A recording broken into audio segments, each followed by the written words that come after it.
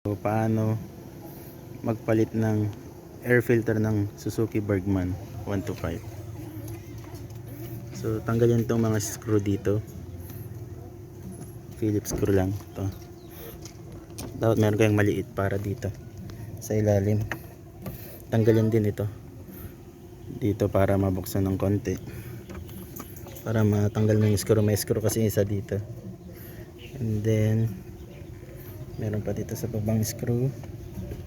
Tapos i-flip mo lang yung nandito pataas para mabuksan itong air filter cover. So flip kong pataas para tanggal ito.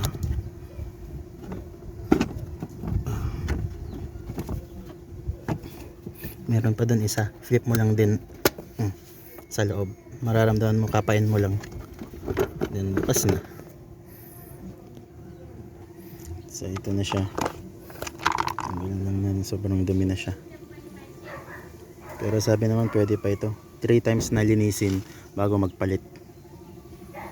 Pero bumili na ako ng bago kasi yung mga bago ngayon meron siyang foam and additional. Okay, salpak lang natin and then okay na. Ganun pa rin yung pagbanda yun. Tingnan natin yung dalawang i-flip ito, saka doon sa loob kapain mo lang nandun, tapos para mabuksan mo.